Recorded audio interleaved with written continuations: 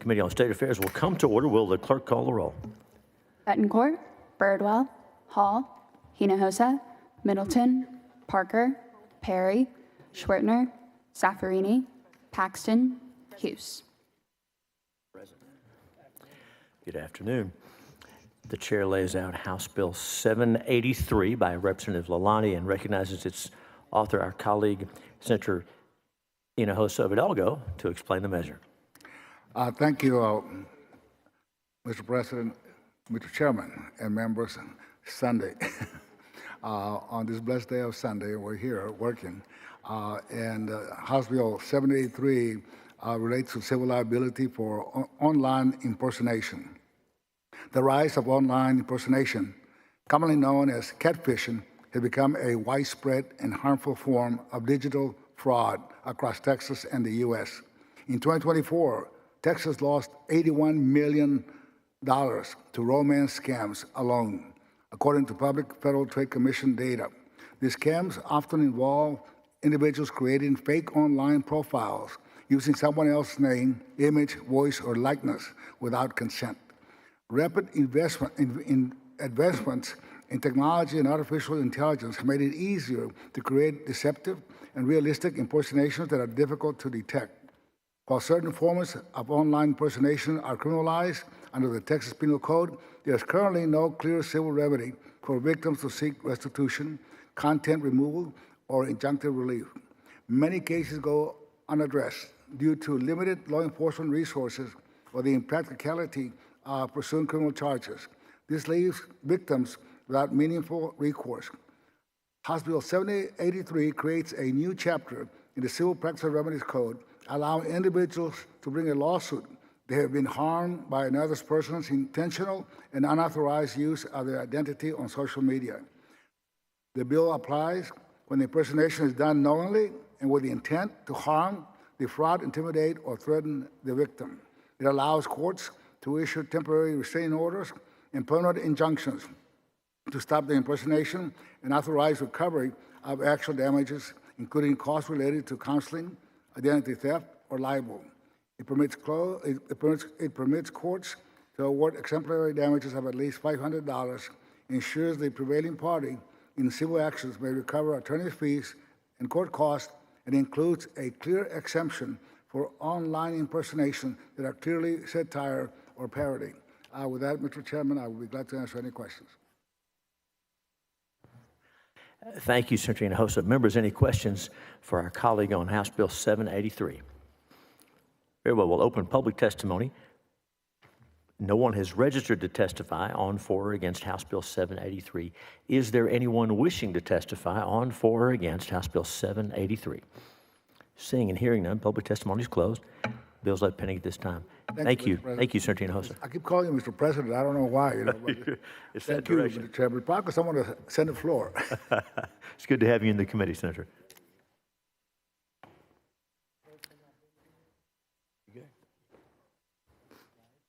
What's that bill number? The chair lays out as a matter of pending business House Bill 3385. Senators, you'll recall this is the bill we previously heard. Senator Hancock laid it out, explained it to us at the hearing, and Senator Zaffarini the Dean of the Senate sends up a committee substitute, and we recognize our colleague, Senator Hancock, the sponsor, to explain the substitute. Yes, thank you, Mr. Chairman and members. The substitutes, based on the hearing and some of the input we received there, and so I wanted to share the few changes that we had there with you, and then speak on the bill a little bit. The substitute will make the following changes. It adds language to clarify the definition of the Texas wine and creates another avenue for additional wineries to qualify for the permit. And so this expands it, and that was addressed or brought up. We had to come up with our own language because that wasn't brought to us by that individual, but one of the individuals within the association was willing to help us get that language create that definition and clarity. It also adds language that provides TABC with the flexibility for rulemaking, such as the eligibility criteria and for an exemption and accounting for natural disasters and grape crop scarcity. And so again, some of the nuances that were questioned on that, this gives TABC the flexibility and writing those rules to address those issues. And it also changes the effective date to allow for time for the rulemaking in industry education. So which I think is smart for us to look at, and everywhere we change rules within an industry is give them time to adjust to those flexibilities. And I would point out one of the things that we have found out, this is really an ag and for the grape growers. Unfortunately, a lot of misinformation has got out there. Senator Perry and I have talked about this, that this really should benefit his area and all the grape growers that are up there. Yet some misinformation, they've been confused about what the bill actually does. And so we've tried to clarify that because it really should help, as it's done in other states, expand the ag industry side of wine production within the state of Texas. Thank you, Senator Hancock. Committee members, any questions for our colleague on the substitute? Very well. We will leave the bill pending at this time, but having that substitute laid out allows us to move forward when we have a quorum. Perfect. Thank you, Mr. Chairman. Thank you, Senator.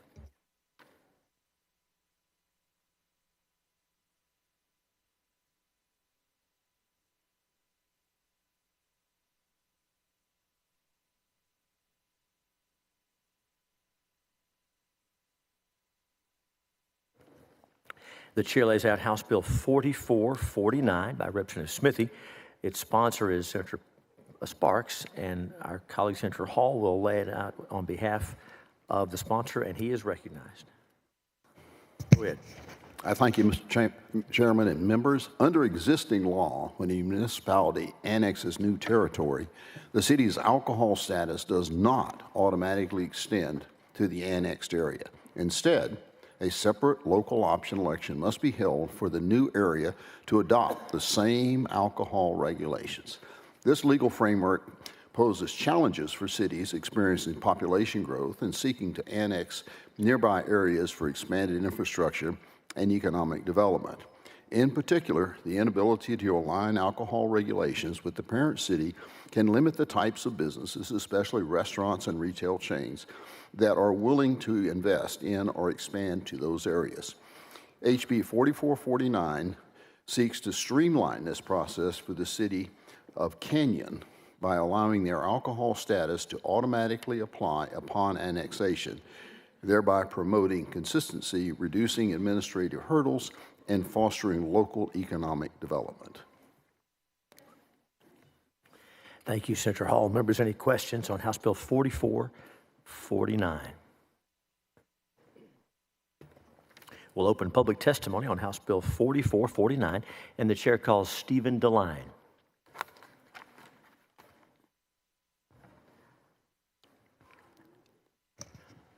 Stephen DeLine is the only witness we have registered to testify on for or against House Bill 4449. If anyone else wishes to, please make your way down and let us know so that we can hear from you. Welcome. Welcome back. Introduce yourself. Give us your testimony. Hi, my name is Stephen DeLine. I'm here asking you to vote against this bill. I'm here on behalf of myself. The thing that I want to keep this quick that I'm mainly worried about with this is that the two counties that would be represented for this amendment or this bill, I think it's important to allow for local options so that the people can have their neighborhoods decide how they want them to work. I believe it is Potter County, or no, it's Randall County. No, it was Potter County. Bushland is a dry county. Doing it this way, if they were to annex something, even though they want to be dry, this might make it so that they would have to adopt alcohol laws without their own consent and allow them to have self-determination on how they want to run their area. So I think it's important to allow for a local option. That's it. Thank you for allowing me to testify. And thank you for your testimony. Senator Birdwell, you're recognized. Thank you, Mr. Chairman. So what I think I understand you're telling me is that your concern is that if a city annexes a portion of unincorporated that goes beyond the boundary of its home county into another county, that if that annexation transcends a county line, then the portion of what's being annexed in the opposing county, or not opposing, but the neighboring county, should not have to be wet or dry, depending upon the preference of the city if it transcends a county line. Yeah, well, I mean, you would know better than me with law. I don't have a law degree, but the way that I was interpreting it was along those lines to where there's different laws between the different areas in Potter County and Randall County for how they're wet or dry or partially wet. And just, although it is good that this would streamline it, I am worried that neighborhoods that may have special laws, like not allowing distilled drinks or something, might end up being forced to allow that when it's something that they worry would have a negative contribution to their area. Is the legislation, I don't remember what session we passed it, Mr. Chairman, but the annexation reforms that those being annexed have to accept that annexation. Would that law that we passed 2-3 sessions ago, I don't remember which session it was, would that be the barrier to being forced to do this? That way the voters could say, hey, we don't want to be wet, so we don't want to be annexed. They still have a tool in their toolbox to oppose this, is what I'm saying. I think that's potentially an issue, but I don't see with a growing county, a smaller area not wanting to be incorporated just because of alcohol. But my main thing is just self-determination, allowing them to decide what's best for their community. Okay, all right. Thank you, sir. Thank you, Mr. Chairman.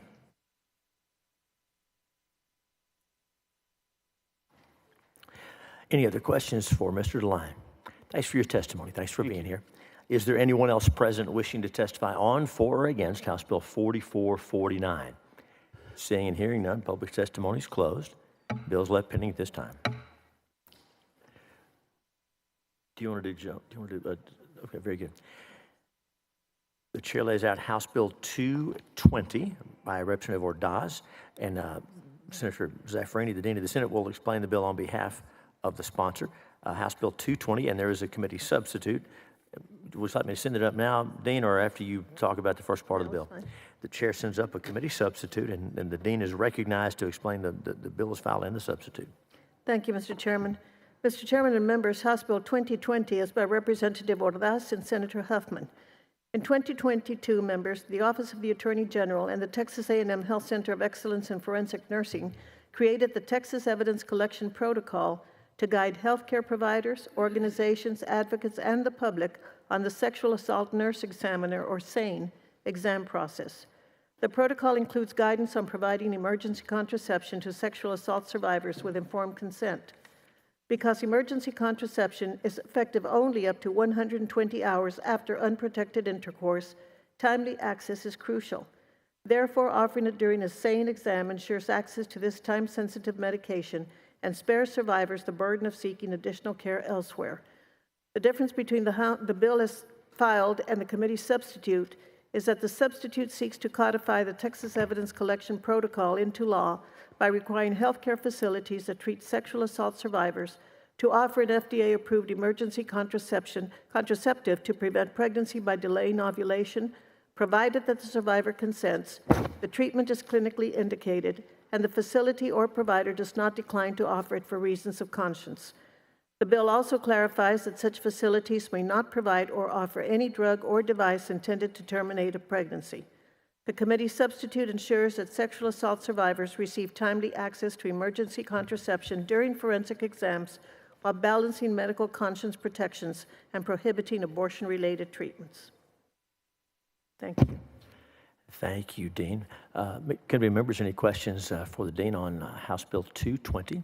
We do have a number of witnesses to discuss the bill, so if there are questions, I'm sure we'll have an opportunity there. Thank you, Dean. Thank you. We'll open public testimony on House Bill 220. The chair calls Joe Poyman, Kara Breeden, John Seago,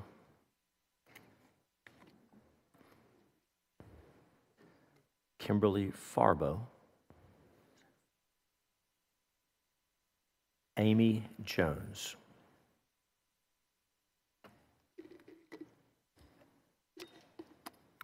Again, we are looking for Kara Breeden. I see we have Dr. Poyman, Kimberly Farbo, John Seago, Amy Jones.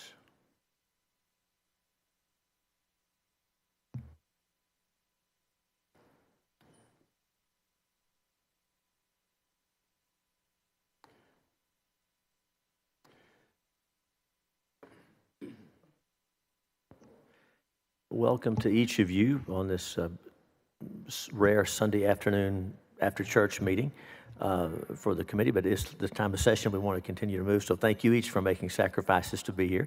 We're going to start over here, and remember, since you're on the end, you got to get close to that microphone. So introduce yourself and go ahead. Yes, ma'am, you're up. Okay. My name is Kim Farbo. I currently work for the Texas Association Against Sexual Assault. I'm here to support Ms. Fargo, get a little closer. Get close to that mic because we want to hear you, okay? I want to be heard. All right, okay. My name is Kim Farbo. I currently work for the Texas Association Against Sexual Assault. I'm here to support HB 220 as passed by the House. I'm not here to support the committee's substituted language. I retired from the Austin Police Department after 24 years. My last 13 years were spent working adult sex crimes. I have literally worked thousands of sexual assault cases. Once that survivor makes a choice to report and sometimes not report cases, but they do go to the hospital seeking medical attention and a SANE exam, to not give them the immediate choice for preventative medications, quite honestly, is just common sense. Many times we have one chance to get it right with survivors. Why would we want to re-traumatize them with the possibility of getting pregnant out of the assault? I had a case with a young woman who was sexually assaulted, and she was not given the opportunity to get preventative meds at the time. Obviously, this was several years ago, but I went to pick up the product of conception for DNA purposes, and I cannot imagine how she felt and her family felt after she was sexually assaulted and then forced to deal with the aftermath, thinking about the sexual assault day in and day out until she was able to have her procedure done. And then the trauma of the actual procedure. It could have all been prevented in the very beginning. We have to do better. We have to be trauma-informed from the beginning, giving that survivor an immediate choice. She shouldn't have to worry about which hospital to go to and whether or not she's going to walk away pregnant from the rapist. Thank you for your time. And thank you for your testimony. Welcome. Introduce yourself and go ahead. Hi, good afternoon, Chairman Hughes, members of the committee. My name is Amy Jones. I'm the Chief Executive Officer for the Dallas Area Rape Crisis Center.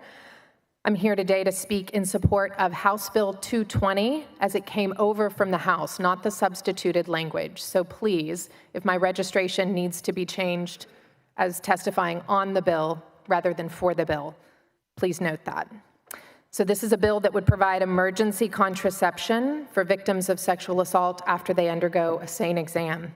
At the Dallas Area Rape Crisis Center, we provide free, compassionate, and comprehensive crisis intervention and mental health services to survivors of sexual violence throughout the greater Dallas area. Each year, we support over 2,000 survivors through our 24/7 crisis hotline, hospital accompaniment and advocacy, and trauma-informed counseling and care. One of the most critical needs that we see is access to emergency contraception for survivors of sexual assault. Time and trauma can make it incredibly difficult for survivors to obtain this emergency contraception on their own. For many, the immediate aftermath, as I'm sure you understand, of an assault is overwhelming. It is emotionally, physically, and logistically overwhelming. We always say it's like having a full-time job to be the victim of a crime. So we often hear from survivors who, in a rush to seek care and receive a forensic exam, can't access it or they can't afford the emergency contraception due to the stress and the fear that they're experiencing. We had a young survivor who came to the hospital after being assaulted by a stranger. She had no way to immediately access emergency contraception, and despite the medical professionals performing the SANE exam, The hospital was unwilling to provide it to her. She was told she would have to go to a pharmacy or she would have to wait for a prescription, but by that time, it would be too late to prevent the unwanted pregnancy. This is not an isolated case. For survivors who are traumatized and in pain, navigating additional obstacles to receive the care they need is both cruel and unnecessary. And additionally, please, I want to emphasize that emergency contraception works by delaying the ovulation, not the implantation of a fertilized egg. So this is critical to note. It's important that we all address any misconceptions about the science behind that emergency contraception. The goal here is to protect survivors from the additional burden after an assault of an unintended pregnancy. And House Bill 220, as it came over from the House, will ensure that that option is available when it is most needed. Thank you so much. And thank you for your testimony. Welcome. Introduce yourself and give us your testimony. Hello, my name is Dr. Kara Breeden. I too am for the House Bill 220 as it came to you from the House and on as the changes are in place. So my name is Dr. Kara Breeden. I am as I said, I was in support of House Bill 220 on behalf of Texas as it left the House as a representative of Texas Forensic Nurse Examiners. I have been a nurse for 22 years and a forensic nurse examiner for the past 13. In 2017, I founded TXFNE. We currently employ 35 forensic nurse examiners and serve patients in 33 Texas counties in the Houston, North Texas, San Antonio, and Rio Grande Valley areas. To date, we have conducted over 11,000 medical forensic exams for patients in 133 Texas counties. Pregnancy caused from rape is a public health issue. 2.7% of women who are raped become pregnant from their assault, which equates to about 3.9 million U.S. women. The medical forensic exam is focused on ensuring that a patient's medical needs after being sexually assaulted are assessed and managed to the fullest extent possible. Best practice states that after a sexual assault, patients should be offered a variety of options, one of them being pregnancy prevention medication or emergency contraception. The way these medications work is by preventing ovulation. As we know, pregnancy occurs when a sperm and an egg released from the ovary unite. The pregnancy prevention medications provided only make the egg not available for the sperm. If the egg and the sperm have already united, the prevention medication essentially will do nothing, and the pregnancy will continue. Our model at TXFNE is that we contract with hospitals to provide forensic nursing services so that hospitals don't have to assemble and maintain a program. In total, we contract with over 155 Texas hospitals and freestanding emergency rooms, all of which are primarily responsible for much of their emergency room visit. After we launched, it became evident that many of our patients were not provided emergency contraception because hospitals simply did not have it. TXFNE has committed to caring and providing this to our patients who are requesting it after an exam, but most programs do not operate the way we do, and I would say that a good majority of Texas hospitals discharge patients who've been sexually assaulted and either prescribe them an emergency contraceptive medication or recommend that they go to the pharmacy to get it. This provides an additional barrier of time, cost, travel, and quite frankly, embarrassment of having to talk about a very personal issue yet again in this moment. In 2024, we had 2 instances of a 13-year-old patient becoming pregnant by their abuser. One was an uncle, and the other was a stepfather. These specific instances happened about 2 weeks apart and were truly devastating. They missed that critical, short window of time and will live with a lifetime of trauma related to the abuse that they endured. Women not only need this protective choice after sexual assault, but it needs to be immediately accessible if this is what they choose. The repercussions of a pregnancy from sexual assault are far too great for the survivor, the child, and the community as a whole. Thank you. And thank you for your testimony. Dr. Poyman, welcome. Introduce yourself. Go ahead. Hello, Mr. Chairman, members. My name is Joe Poyman. I'm Executive Director of Texas Alliance for Life. I'm here to provide testimony on House Bill 220 as engrossed by the House. We haven't seen a committee substitute language. Texas Alliance for Life does not take a position on contraceptive drugs, devices, or methods used to prevent fertilization after consensual sexual relations, except that in our view, minors should not be given contraceptives without parental consent. House Bill 220 addresses a very different issue, of course, which involves non-consensual sexual relations of a woman who has been brutally assaulted. We believe that the woman who has been sexually assaulted has a right to prevent the fertilization and to prevent the conception of a new human life. We believe that it is very possible for the victim to be given a drug that prevents fertilization but does not prevent implantation of an embryo, a human life, if that embryo does come into being, and that sounds very remote. That chance sounds very remote based on the best available medical evidence. We have a suggested amendment that we passed out that could remove concerns about House Bill 220. The amendment requires the availability of the FDA-approved treatment that has the effect of preventing or delaying ovulation so that fertilization does not occur. However, in that remote chance that fertilization does occur, the drug would not prevent implantation. That a very simple couple of words would accomplish that. Thank you very much. And thank you for your testimony. Dr. Segal, welcome. Get close to that microphone because you're on the end, and introduce yourself. Go ahead. Yes, sir. Thank you, Chairman, committee members. My name is Dr. John Segal. I'm a published bioethicist and president of Texas Right to Life, and am happy to be here to talk with you. I am testifying against House Bill 220, the engrossed version that we came over from. We see that sexual assault, we join the sentiment here, sexual assault is one of the most horrific crimes that anyone could experience. And our survivors deserve unwavering compassion, trauma-informed care, and access to resources. And my organization has supported many bills to that end. We do believe that these survivors deserve true healing and justice against those perpetrating. House Bill 220, however, is very narrowly focused, and it is mandating that every facility and every healthcare provider participate in emergency contraception.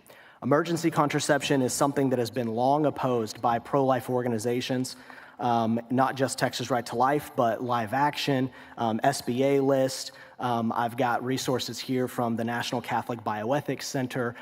This has been a long debate. This is not new. And I want to be clear, I'm not talking about birth control. I'm not talking about the birth control pill, as some people usually refer to it as. We're not talking about abortion pills, which this legislature has passed strong legislation on this session. We're talking about emergency contraception, which is its own category. And I think the real debate here comes down to what does that emergency contraception pill do? And we had this long debate over in the Public Health Committee on the House side. But to be clear, as is acknowledged by the labels, the FDA labels and the FDA research on this and further scientific research, I've got some from the National Catholic Bioethics Center, is that there are two functions of these pills. And yes, preventing ovulation is one of them, but also creating an environment that the embryo does not implant in the uterine wall. And that's where the moral objections are coming from. That's where the pro-lifers have had red flags on emergency contraception for decades. This is not a new debate. The FDA did make some changes recently on one of the labels. However, there is some confusion because of changing definitions of pregnancy, and the FDA obviously looking at their updated label, that even the National Catholic Bioethics Center still has serious concerns for with other major pro-life groups. So to be clear, Texas Right to Life wants to do everything we can to support y'all in finding, establishing justice and care for these victims. We're very I think it's very unfortunate that this bill is so narrow, and so we are against in the version that we saw coming over from 220, but we do want to work with y'all, and we want to clarify emergency contraception is already legal. It's already funded in Texas. This bill doesn't do anything. No pro-life legislation filed this session would affect that. This is about mandating, without even conscience protections, mandating every facility and every hospital to offer it, and that's where the concern is coming from our end. Thank you. Thank each of our witnesses, and Dean Safrarini, you have the panel. Thank you, Mr. Chairman. Did I understand correctly, Dr. Poachman, you are for the bill, and Dr. Siegel, you are against the bill. Is that correct? I'm sorry, who? Are you for the bill? We are on the bill. If we could use language similar like we suggested to you, we would be for it. So you're on the bill? We're on the bill, Senator. And you, sir, are against the bill? Yes, ma'am. And Ms. Jones and the other witness, you are on the bill, but because of the committee substitute. And why are you against the committee substitute? What is the impact of the committee substitute on the bill from your perspective, both of you? I can't speak to all of the language because I only had an opportunity to glance at it very cursorily. I just know that I am prepared to speak to and strongly support the House bill as it came over from the House before the substitutions. All right. Ma'am?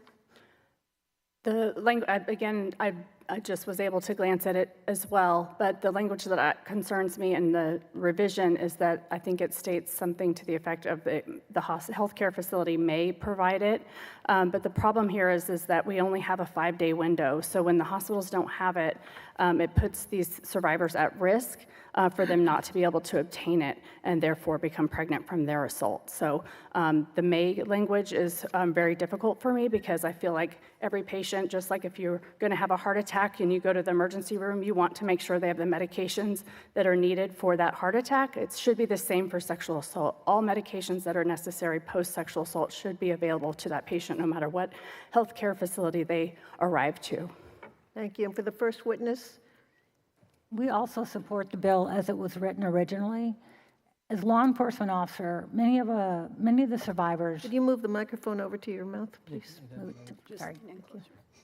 As law enforcement working in Austin, many of the victims or survivors come from a vulnerable population. They don't have the means to leave the hospital in a car, go to a drugstore and buy the contraceptive. We really have one small window to do right by the victim or the survivor, and we need to be able to offer them the means at the time that they go in for medical care, because so many just don't have the opportunity to go and do it on their own. So if the committee substitute advances, are you for or against the committee substitute? Against. I'm against the bill with the substitutions included. The three of you are against it as substituted, not Yes. on, but against as substituted. Yes, ma'am. So you have 3 against, 1 on, and 1, well, 4 against and 1 on. Okay, thank you. Thank you, Mr. Chairman. Thank you, Dean. Senator Perry. The lady in the middle. Yes. And I'm not an expert at any level, so I've got 2 questions, I guess, and then I have one for John, I guess. But in the middle, so not being a doctor, this emergency contraception has been marketed, and I believe everybody would agree that it prevents ovulation. Correct. Therefore, there is no impregnated egg implantation, right? Yeah. So what I heard from one of the 2, I think was John, was that there truly is a case where that may still occur. And what I heard from you is if that case occurs, it does not affect the pregnancy. It does not affect the pregnancy. So literally, if you get it too late or you take it and it didn't work, the baby itself still moves forward. So if the patient was already pregnant, let's say that she came in for the exam, maybe she was pregnant and her pregnancy test isn't showing positive yet for whatever reason. If there's already a pregnancy on board, it's not going to impact that pregnancy at all. So nothing changed once that impregnation has happened. This is not an abortiation drug. It doesn't do anything for that. It doesn't harm either side. No. It just literally continues as a pregnancy. And it could have been a pregnancy prior to the assault. Right. Fair enough. Okay, second question is you're against the sub. And my basic understanding is it put a conscience clause in there, but it also, did it limit access? In other words, what I'm hearing from you guys is time's of the essence. You need access to it. So does the sub limit all providers from having access? Yes. In what way?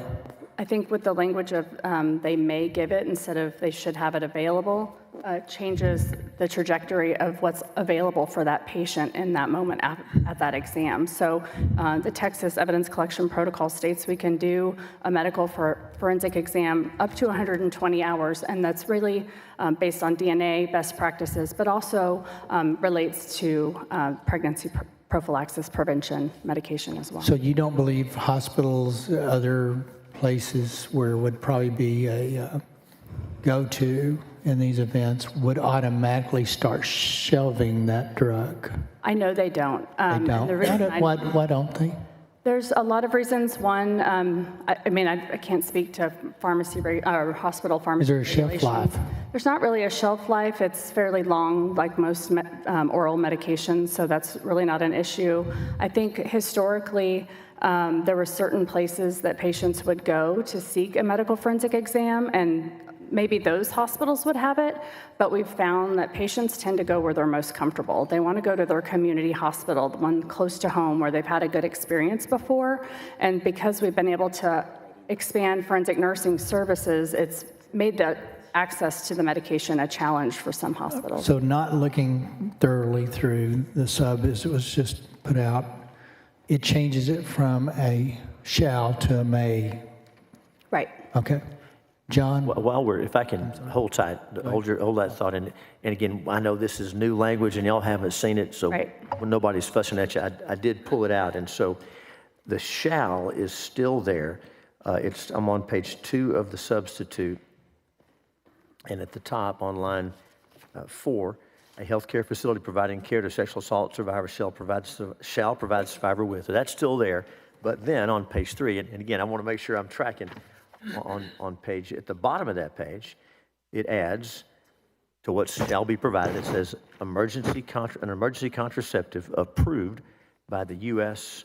FDA to prevent pregnancy by delaying ovulation. And here's the change. I think it's if the survivor consents, the treatment is clinically indicated, and the healthcare facility or person providing care does not decline to participate in the treatment for reasons of conscience. So maybe that's what we're talking about. So to be clear, it's still a shall unless a nurse, a doc, and again, that may still be a problem, but I want to make sure, because this language is new, I didn't want you to misunderstand what was in it. And I'm not trying to bully you. We're on the same side, but that's what does that make a difference? Does that help? And I know you don't have to agree right now, but we want to work with you to get the language right. Yeah, it actually still really complicates things. I've actually had lots of conversations with medical providers as I've gone to do handoff for my patients, those that are requesting to receive emergency contraception that tell me that they won't order that because it's against their ethical standards and they don't want to provide that to their patient. So yeah, it still does impact my decision because it really shouldn't be the emergency room physician's choice. No problem. And Senator Perry had the floor. I apologize. I thought I could clarify as we go. Senator Perry, you have the floor. You have the floor. Go ahead. So I think you answered the question. I know John raised the issue. I think of thank you. The science behind or the medical, but as much also that it does not limit access. Is that your perspective? Can you repeat the question? That it's not an access limiting sub.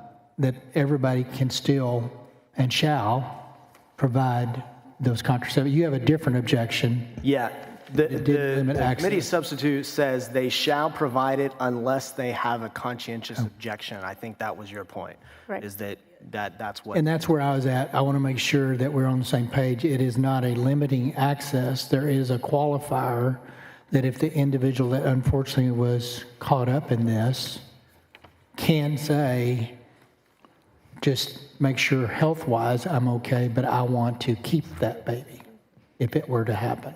I mean, that's kind of what I'm hearing. So access was the main thing. The bill itself doesn't, it is a shall. Shall means more than may. And so I don't know where the access. I think the conscious part is still an issue.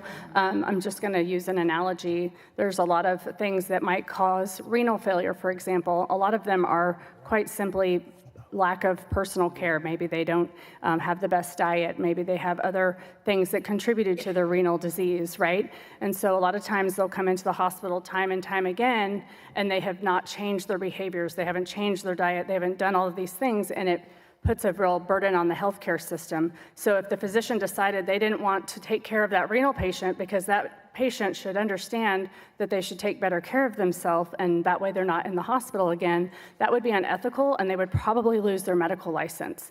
So this really should be treated exactly the same because this is a medication that should be available for patients that have experienced sexual assault. And if it's not because of conscientious reasons, that's fine, but they need to hand off to another provider. It still needs to be available in that same medical facility so that that survivor doesn't have to go to a pharmacy or somewhere else to seek that medication themselves. So that's really where that Thank goes. you. Mm-hmm. And I'm going to recognize Senator Paxton and Senator Hall. And as we go, again, there's a lot of questions.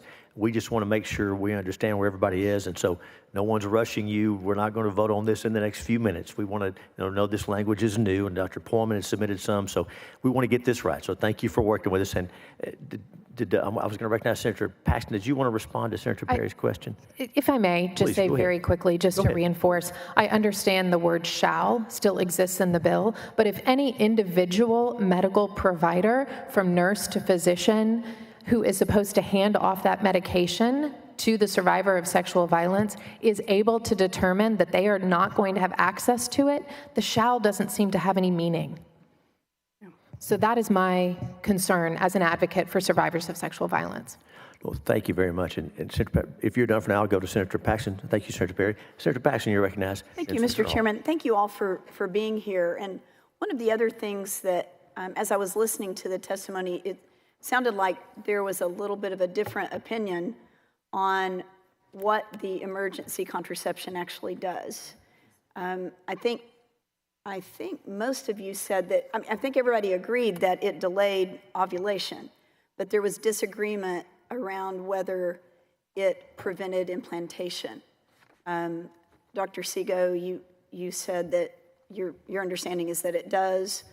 I think all three of you ladies said it does not. Now I got to track back to what was I saying did and didn't.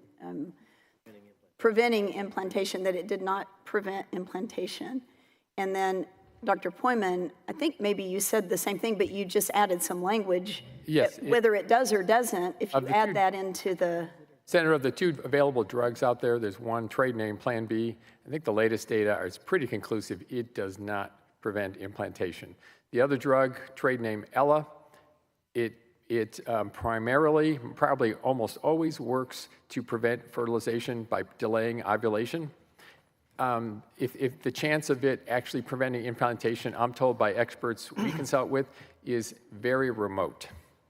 So that's, I think in practical terms, very little chance to almost no chance that there's a preventing implantation. So we all agree that it delays ovulation. And then on preventing implantation, 1, 2, 3, no, it does not. Dr. Poyman, very, very little chance. Correct. And John, yes, it can. Okay. Did I accurately capture everyone there? Okay. I think that's one of the questions. Yeah, and Senator, this handout that we just gave y'all actually has the FDA label that says this product works mainly to prevent ovulation. It may also prevent fertilization of a released egg or attachment of a fertilized egg to the uterus. And so that has been the standard. The FDA did change the label 2 years ago, and that's why we have the National Catholic Bioethics Center that dug into that. And the new statement that the FDA put out did not specifically look at this question. And so that's what this, the NCBC criticism is that, so my point overall from a policy perspective is when there is various, views, we have to lean into the conscience protections because you have pro-life doctors, pro-life nurses, pro-life medical professionals that whether we all agree with them or not, they are thinking one thing very strongly about this, and that's why we think if we can do the conscience protection language, my organization would not be against the bill anymore. Well, and then the conscientious objector language is directly tied to that element, I think. Correct. All right, thank you. Senator Hall, you're recognized. Trying to understand, talked about the bill and then the amended. The only thing I found in here, the difference between the two, and somebody tell me if I'm wrong in this, is right at the end where it was added in the very last sentence, or prevents implantation of an embryo. Is there anything else that was changed? I couldn't find anything else, but that was quick. And so are you opposed to it for that reason? Or is there something else that I missed? So there's multiple drafts, and I think this may have caused some confusion. So the committee substitute, which was laid out, the committee substitute that you have in your packets in your language from the committee, that's the committee substitute adds conscience protections, and then the document you have, I think, is the one that Dr. Poyman distributed, and that's his suggested amendment to the bill that came from the House. I apologize for the confusion. I had no idea where it came from, yeah. So this is the only committee substitute I got. And that's that document that Dr. Poyman that handed out is his suggestion, but you have the committee substitute on your desk from when you got here. It's over there under your notebook.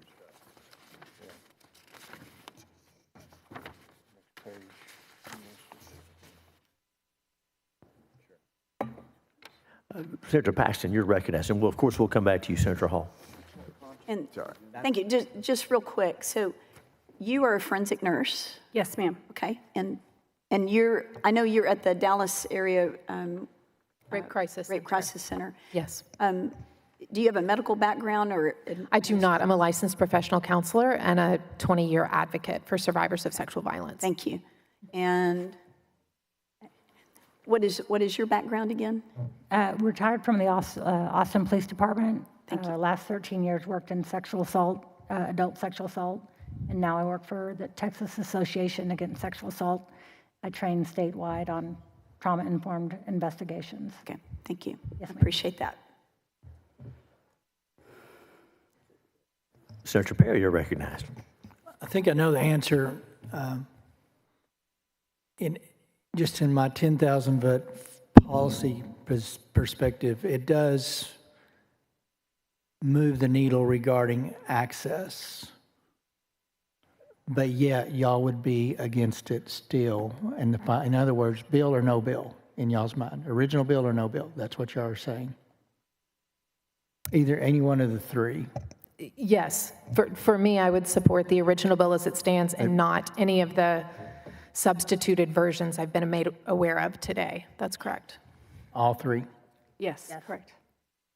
All right, thank you.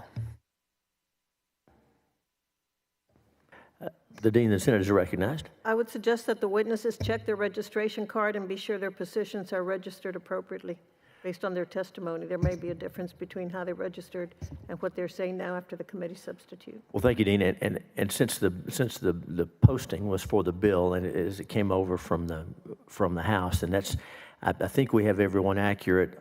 So many moving parts. So let's clarify that. So just for a moment, let's talk about the bill that came over from the House. And my impression is that each of our first three witnesses are for the bill that came over from the House. I'm not putting words in your mouth. I want to make sure that's right. Dr. Poyman is on that bill. Dr. Seago is against that bill that came over from the House. Thank you. That's important. The committee substitute flipped those positions, I think, to some extent. But as far as the bill that came over, so your position that you registered for hasn't changed. It doesn't sound like. And please continue to look at that and look at what I'm asking, look at the substitute, look at what Dr. Poyman suggested, and we need everybody's help to get to the right place on this. So please help us with that, if you don't mind. Let us know what you think. Any other questions for this panel? Senator Hinojosa, you're recognized. Thank you. Just real quick, so for clarification, I understand y'all's position. Dr. Seago, are you for the committee substitute, or are you still against the committee substitute? We would be neutral with the committee substitute that was from the committee. And Dr. Poyman, with the committee substitute, are you for? I'm sorry, I haven't seen it. Oh, you haven't seen the committee sub yet? Okay. We did hand out a suggestion, but The committee substitute that has been proposed, we have not seen. I'm sorry. When you do get a copy of that, would you let sir. our office know? Thank you. Thank you, Senator Hinojosa. Senator Paxton, you're recognized. Thank you, Mr. Chairman. Dr. Seago, so you were against the House bill that came over. Correct. With the committee sub, you're neutral. Correct. Why not for? What does, So the pro-life movement has been cautious about emergency contraception for decades. So when you go to our positions, our core beliefs, we're neutral on birth control, but emergency contraception is different. And so we have always had caution and opposition towards emergency contraception. I'm not alone. Susan B. Anthony List, Live Action, all these pro-life groups out there are cautious around emergency contraception. so- This bill is a mandate. So right now it's optional for, and that's what we're hearing, is that it's optional to be offered. This is a mandate that it is offered. That's not something we can support. okay, so when you say though, if with the substitute you're on, Yes. and you're not for because this is an area where you're not ever going to be for because of your stance on contraception. Yes, ma'am, that's correct. Okay. Thank you, Senator Paxton. Members, any other questions for these witnesses? And again, we ask you to please keep dialoguing with us as you see these different versions. But thank you for each explaining to us your position and answering our questions. We need your input. So thank you very much. You're excused. Thank you for your testimony. The chair calls Bridget Lynch, Kristen Lanau, Ashley Leonards.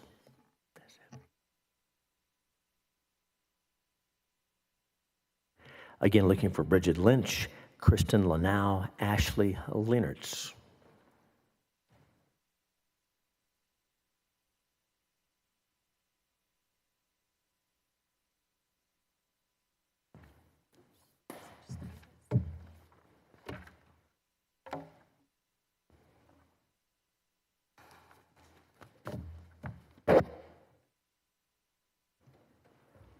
Right, welcome. We'll start over here on my left. Ms. Leonards, introduce yourself, give us your testimony. Welcome. Thank you, Senator Hughes. Good afternoon, members of the committee. My name is Ashley Leonards, and I serve as the Legislative Director for Texas Right to Life, the oldest and largest pro-life organization in the state of Texas that advocates for protecting innocent human life from fertilization to natural death. We are opposed to HB 220 as it came over from the House, but would be on the bill with the committee sub language that includes the conscience protections. Sexual assault is one of the most horrific crimes a person can endure. Survivors deserve unwavering compassion, trauma-informed care, and access to resources that promote true healing and justice against their perpetrators. However, in seeking to support survivors, we must ensure policies do not compound trauma by introducing new harm or new victims. HB 220 could do just that by mandating the offer of emergency contraceptives, a drug that can end the life of a preborn child. Emergency contraceptives, EC, function in two ways: preventing fertilization when sperm and egg unite, or two, altering the uterine lining to prevent an embryo, the name of a baby at this form of development, from implanting and thereby ending a human life. The later function of EC makes it an impossible abortifacient, contradicting Texas' commitment to life. There's widespread misconfusion about EC, with many mistakenly believing it only prevents fertilization. This is partially due to the FDA recent change of their label of Plan B in 2022. They made this change by only accounting for preborn life after implantation, or after the baby has implanted in the uterine wall. This fails to account for the first few days of a child's life from the moment of fertilization to implantation. Currently, emergency contraceptives are already available and legal in Texas. Nothing in the law prevents a provider from offering this to a sexual assault survivor. However, we should not mandate the promotion of emergency contraceptives to those who may be opposed to this and at the risk of innocent human lives. Like I said before, Texas Right to Life is against the bill that came over from the House, but would be on the bill with the committee sub-language that protects providers who have moral objections to emergency contraceptives. Thank you. And thanks for your testimony. Welcome. Introduce yourself and go ahead. Thank you. My name is Kristen Linnell, and I am representing the Texas Women's Healthcare Coalition as well as the Texas Association Against Sexual Assault. Collectively, we represent over 150 healthcare and victim advocacy groups around the state, including many that serve y'all's districts. Dr. Breeden, who was here earlier, serves the majority of districts in this committee, and I'm going to pass out some maps for each of y'all. Additionally, I want to note that prior to being made aware that there was a committee substitute, we were in support of the bill. However, with this new information that would instead codify the right of a facility to deny emergency contraception to a victim, we cannot be in support of the committee substitute. Prior to working in state policy, I was a victim advocate and I coordinated a sexual assault response team here in Texas, meaning I worked with all the healthcare community and criminal justice professionals to ensure that we had protocols in place when a person was raped in the community. I also have served as an expert witness on human trafficking and sexual assault for the state of Texas and the United States.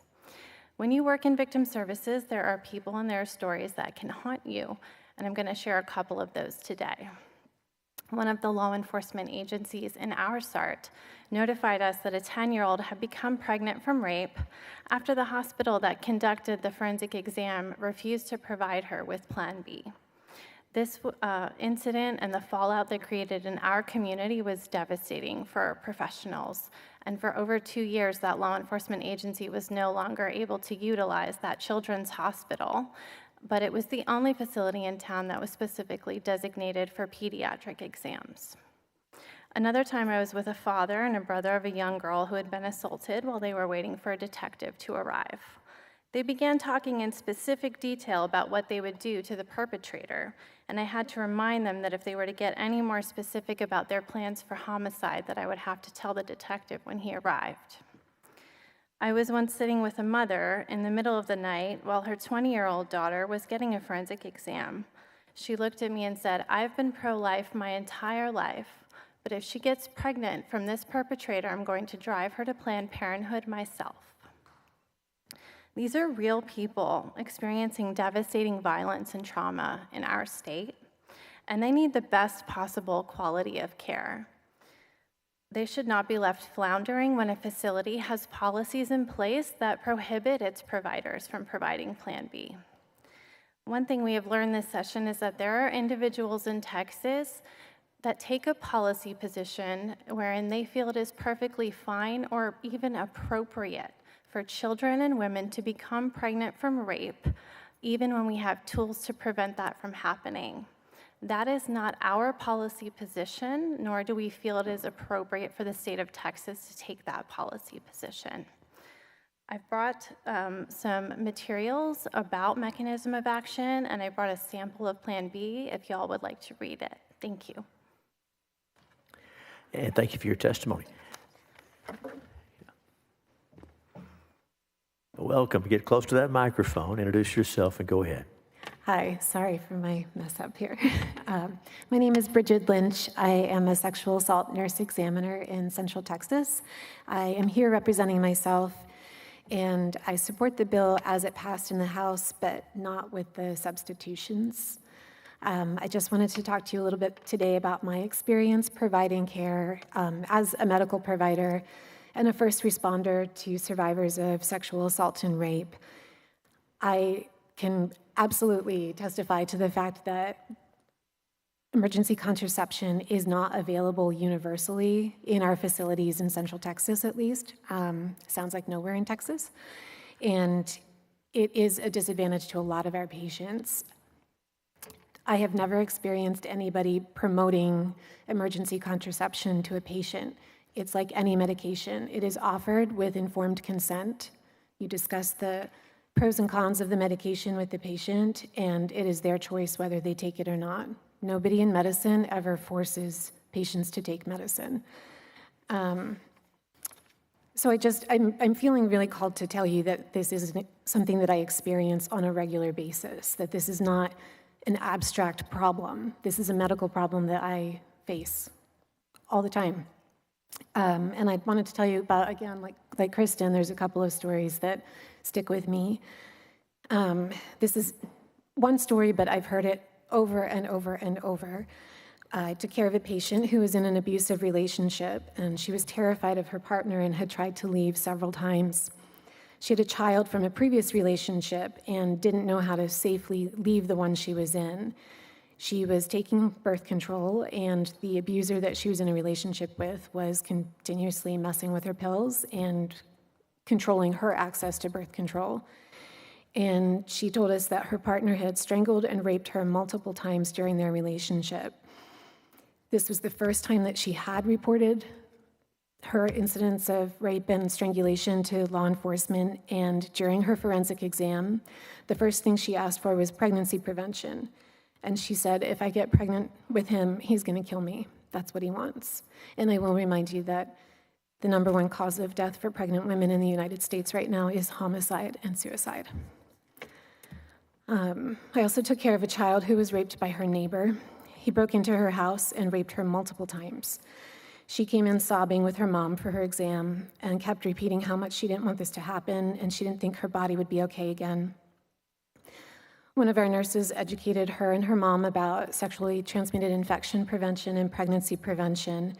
And the child said, yes, I want all of that, and if I were pregnant, I would kill myself.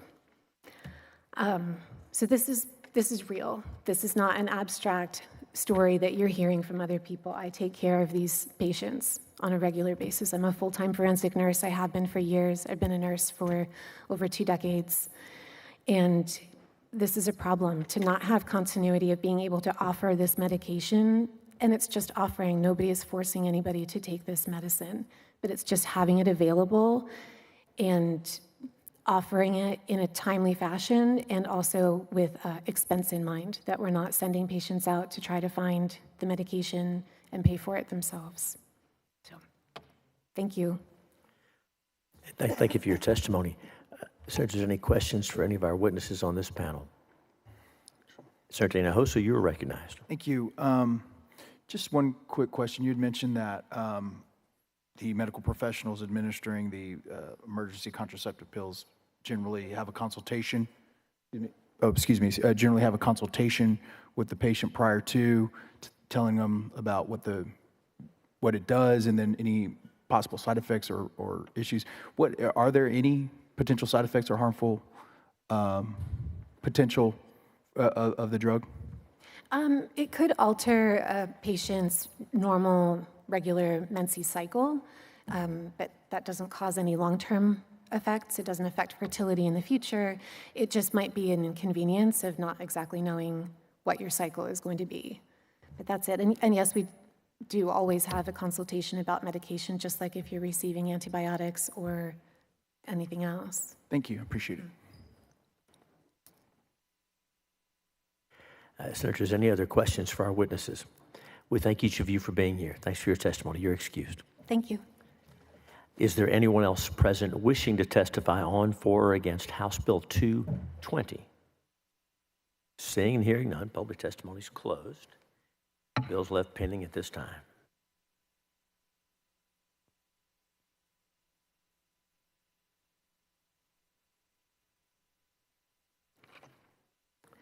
The chair now lays out House Bill 2240 by Representative Dutton, sponsored by the Dean of the Senate, and she is recognized to explain the measure. Thank you, Mr. Chairman. Mr. Chairman and members, House Bill 2240 by Representative Harold Dutton relates to certain void marriages. Members, under current law, a marriage is not valid if one of the spouses is legally married to someone else. Once the earlier marriage ends, the new marriage becomes valid if the spouses live together and if they represent themselves to others as married. Concerns have been raised that current law doesn't do enough to protect the innocent spouse, often referred to as the putative spouse, when the other did not legally end a previous marriage before marrying again. House Bill 2240 would provide needed protections to innocent spouses, ensuring they aren't misled into invalid marriages with spouses also married to someone else. Do you follow?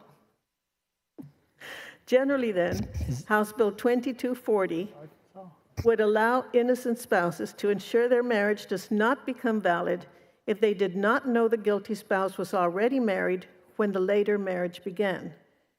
if they have not lived as spouses or claim to be married since learning of their spouse's marriage, and files to avoid the marriage within 30 days of learning about their spouse's prior marriage. And finally, it would allow innocent spouses to challenge and void a divorce or annulment if the court that issued it lacked jurisdiction. This is intended to protect the innocent spouse who married someone without knowing that that other person was legally married to someone else, which apparently happens. Thank you, Dean. Members, any questions for the Dean of the Senate? Senator Birdwell, you're recognized. Thank you, Mr. Chairman. Thank you, Madam Dean. I'm going to support the bill, but I'd like to ask if you'd contemplate something that in the last, on page 1, line 17, it talks about files suit to declare the later marriage void not later than the 30th day after the date. Would you contemplate an extension of that 30 days for military personnel serving overseas or foreign service folks overseas? Because depending upon the nature of where they're located, in the same vein of the Soldiers and Sailors Civil Relief Act of '64, 30 days is functional if you're both of you in the county and the state that you're in, but once you're overseas, particularly if it's a hardship tour. Yes, that's an excellent point, Senator Birdwell.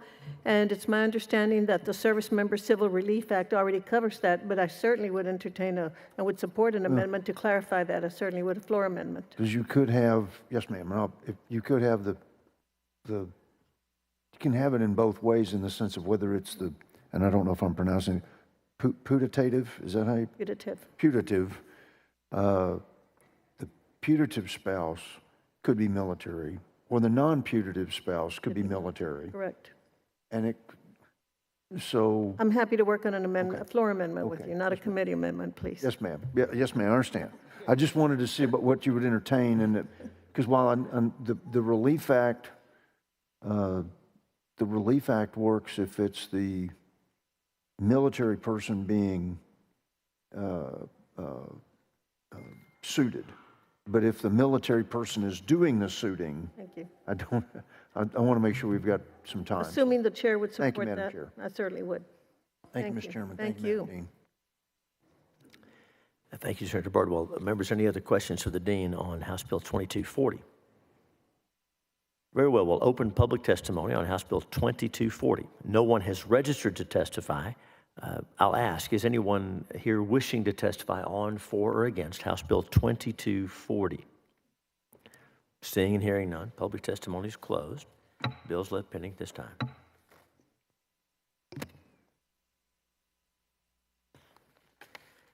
The chair now lays out House Bill 4202 by Representative Swanson, also sponsored by the Dean of the Senate, who is recognized to explain the measure.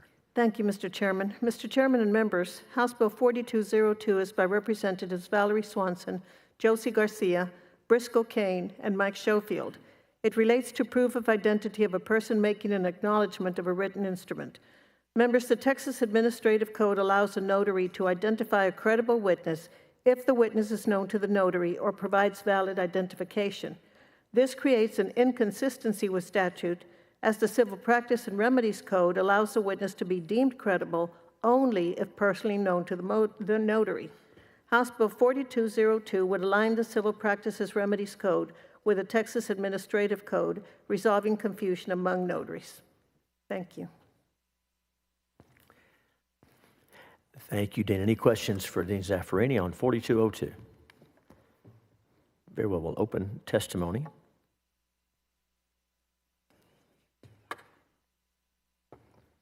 We'll open public testimony on House Bill 4202. The chair calls Annette Donker, Martin Renteria. Looking for Annette Donker, Martin Renteria.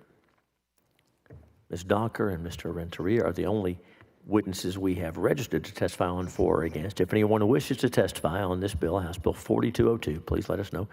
Welcome. We'll start over here. Introduce yourself and give us your testimony. Yes, my name is Martin Renteria. I am an individual notary, and I also run the Texas Notary Training Forum, where I train notaries in the rules and regulations of being a Texas notary. As the layout said, had come to my attention that from other notaries that when they read the administrative code, the use of a credible witness has been a longstanding rule where the notary can either take a look at the ID of a credible witness or be personally known to the credible witness whenever a signer uses one. But the the Civil Practices and Remedies Code was not in line with what the administrative code was saying. So this will just bring the two codes in line with each other and help provide the notary with clear understanding that whenever a signer uses a credible witness, that they can either see the ID of a credible witness or be personally known to the credible witness. Thank you. Thank you. And thank you for your testimony. Welcome. Introduce yourself and go ahead. I'm Annette Donker. I've been a notary in Texas for a little over 30 years, and I own a small business, and we also provide notary services. There's a lot of confusion in the notary world over this conflict of the information. They don't know if they have to have an ID for the credible witness or if that witness has to know the signer and the notary. I live up by the military base by Fort Hood.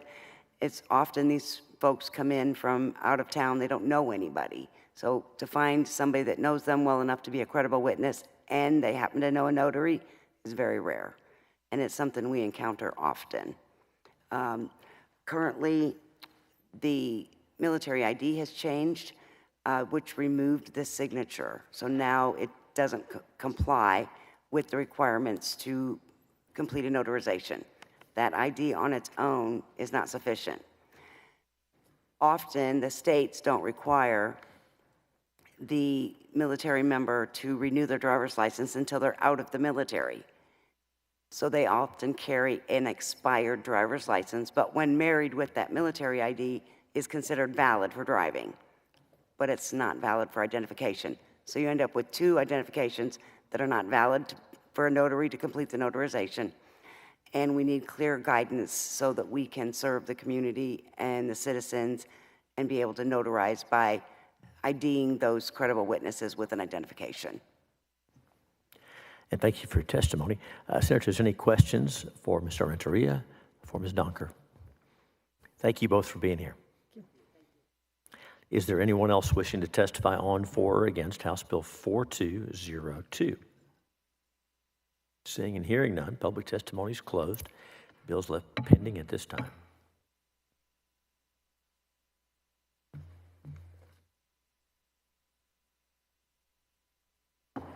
The chair lays out House Bill 4904 by Representative Guillen and recognizes its sponsor, the Dean of the Senate, to explain the measure. Thank you, Mr. Chairman. Mr. Chairman and members, House Bill 4904 by Representative Guillen relates to civil liability of property owners relating to motorcycle training courses. Members, property owners who allow motorcycle training courses to be held on their land may be held legally responsible for incidents that occurred during instruction, even if they have no role in the training. This potential for liability discourages property owners from making space available for motorcycle safety courses, limiting access to essential training programs that promote public safety. House Bill 4904 would protect property owners who are not involved in training from civil liability for actions or omissions that occurred during motorcycle instruction or instructor training conducted on their property. Generally then, House Bill 4904 would establish liability protections for property owners who permit motorcycle safety or instructor training courses to be held on their property, except in cases involving gross negligence, recklessness, or intentional misconduct. Thank you. Thank you, Dean. Members, any questions for the sponsor on House Bill 4904? Very well, we'll open public testimony. And the chair calls Royce Poinsett, already on his way down. Mr. Poinsett, welcome. Introduce yourself. Give us your testimony. Chairman, members, thank you for hearing this bill. Thank you to the Dean for carrying it. She's done great work on motorcycle trainings over the last few sessions. We need Texas motorcycle riders, the new ones, to be safe and legal. They need this training in order to properly get the right driver's license. So we need Texas to have enough trainings. and this bill will help make that possible. From what I hear, the training locations used to be around 90 in Texas. We're down to 60. And it's because the traditional people that would lease the parking lots, like your malls and your movie theaters and your bowling alleys, those owners just don't want to take on the liability anymore. So this bill will solve that, and thank you for hearing the bill. Happy to answer any questions. Thank you. And thank you, Mr. Poinsett. Senators, any questions for our witness on House Bill 4904? Thanks for your testimony. You're excused. Is there anyone else wishing to testify on, for, or against House Bill 4904? Seeing and hearing none, public testimony is closed. Bill is left pending at this time. Thank you, Mr. Chairman and members.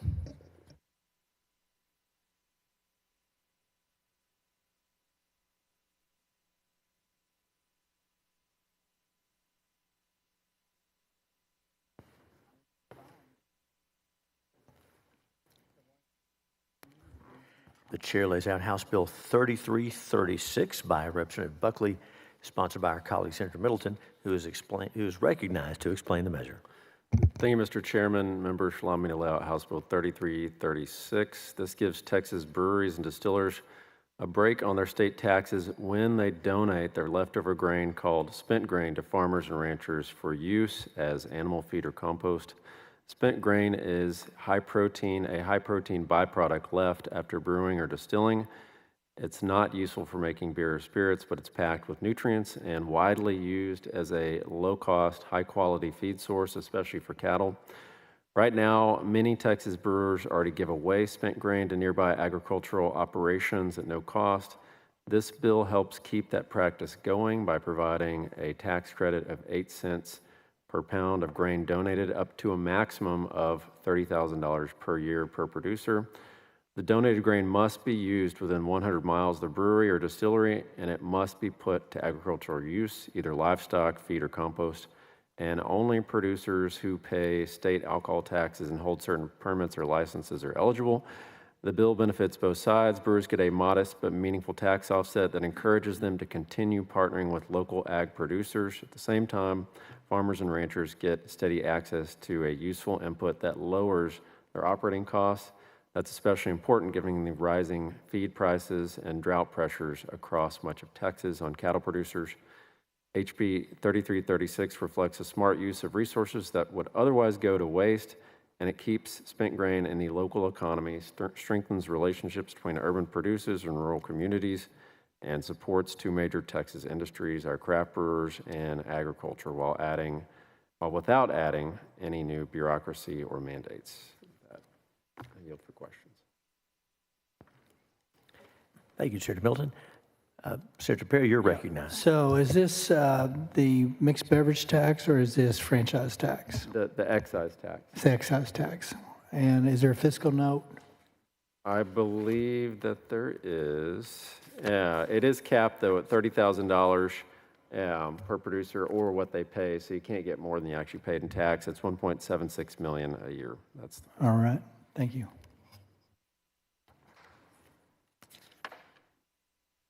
And thanks, Senator Perry. Members, any other questions for our colleague on House Bill 3336? Very well. We'll open public testimony, and the chair calls Adrian Hodges.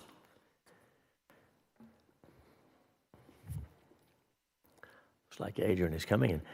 Adrian Hodges is the only witness we have registered to testify on, for, or against House Bill 3336. If anyone else wishes to, please make yourselves known to us down here at the table.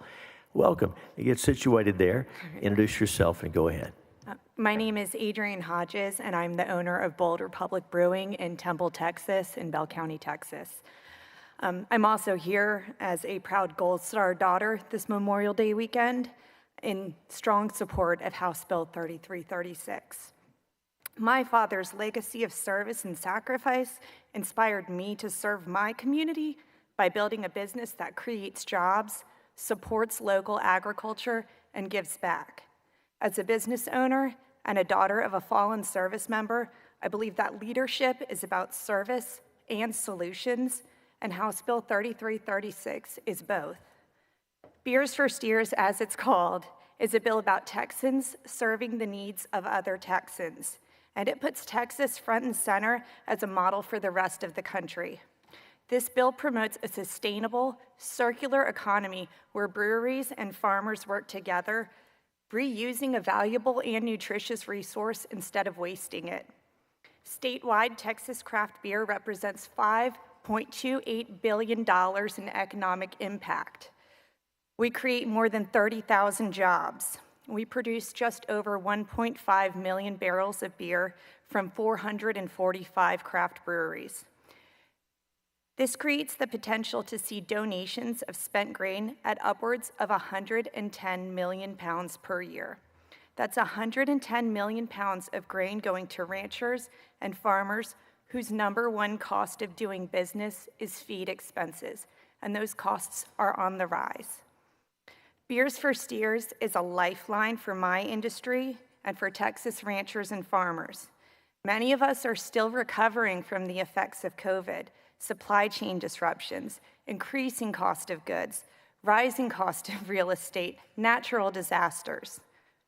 If you take the relief this bill offers and you multiply that by the dozens of small breweries like mine and rural farms statewide, you've got real economic growth.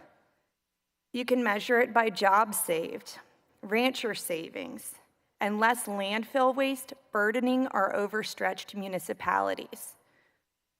The relief for both industries will keep rural communities like my Bell County thriving. And lastly, I just want to talk about small town Texas, our communities and what makes us special. Rural communities, and this is where this bill came from my community, have a really special ability to work together. We reach across industry to lift each other up because we're driven by a principle of servant leadership and because we will work just as hard for ourselves as we will for our neighbor. Donating the grain is not free for us as brewers. It does incur a cost, but we do it because it's the right thing to do. I would urge you all to vote in favor of this bill and support the Texas small businesses and ranchers who work hand in hand to strengthen each other and support that same notion of servant leadership. And I'm open for questions. Thank you, Ms. Hodges, for your testimony. Senators, any questions for Ms. Hodges? Senator Perry, you're recognized. How many breweries do we have in the state? 445, sir. 445, and they use how many millions of pounds a year? 110 million pounds of grain, and that's the dry weight of it. It's much heavier once it is in contact with water. Average brewery size? Mine would be a good example. So last year I paid $3,422.31 in excise tax. It's not a huge tax for us. It's not a big ask, I would say. Is there At 8 cents, what I donated was 43,000 pounds of grain. That would have equated at that 8 cents to $3,440, but it would have been capped at the $3,421 I paid. Is there a 5 breweries, 10 breweries, 1 brewery that probably hits the $30,000 max? Yes, probably less than 5. That's 5, okay. And what they're doing is they're selling their grain. They're not donating it. They're making money off of it. Well, and I was going to ask that. I would say that's an ancillary market that's money, but if they're selling it, then there is no credit, correct? Correct. All right. And also, we don't pay any excise tax on the beer that is sold to wholesalers or distributors, but we still are donating that grain. So there's a lot of extra grain and benefit to ranchers because we're not going to not donate it if we're enrolled in the program. No, I appreciate it. Thanks. And any other questions? And thanks for your testimony. Members, any other questions for Ms. Hodges? Very well. Thank you for being here. You're excused. Is there anyone else present wishing to testify on, for, or against House Bill 3336? Seeing and hearing none, public testimony is closed. Bill's left pending at this time.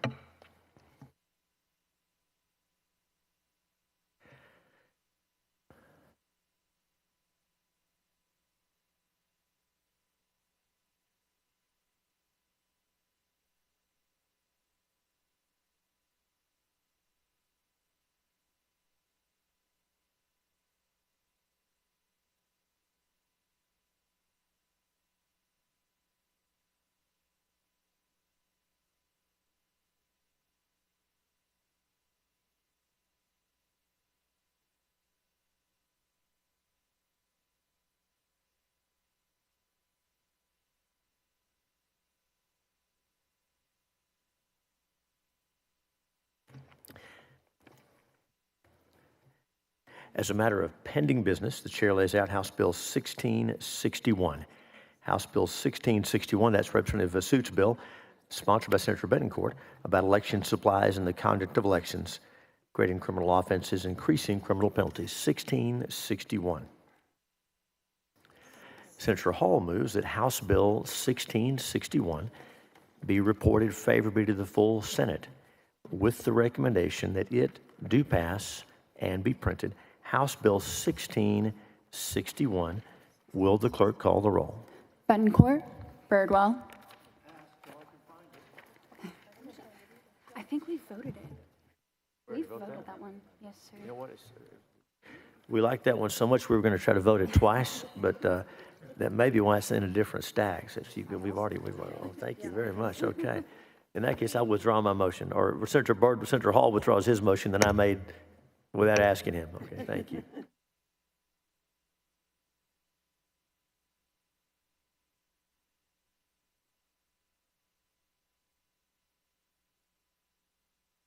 As a matter of pending business, the chair lays out a bill we have not passed yet, and that's House Bill 3385.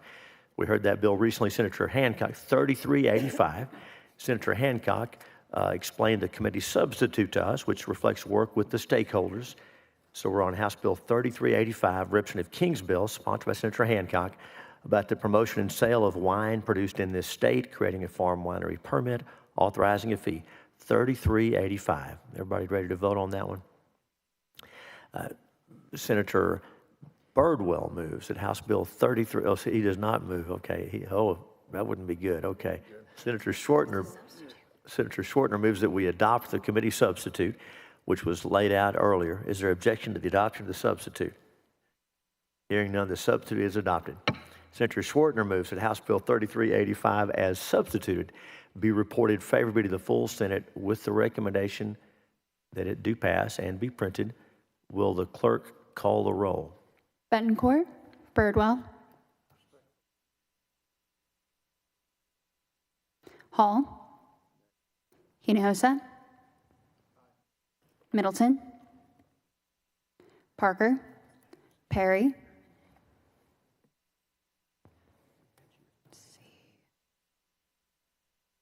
Shortner. Aye. Zaffarini. Paxton. Hughes.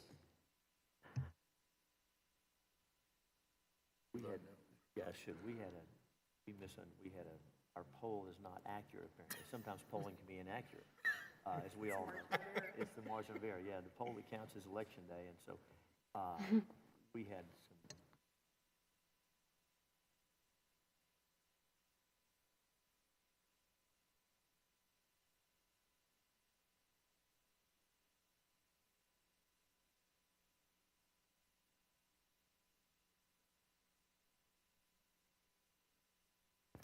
So that the option will be available to reconsider this vote.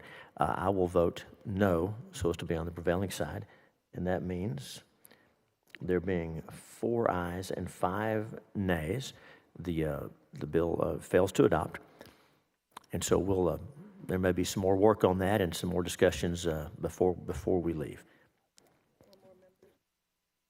4 members present. That's right, Dean. That's right.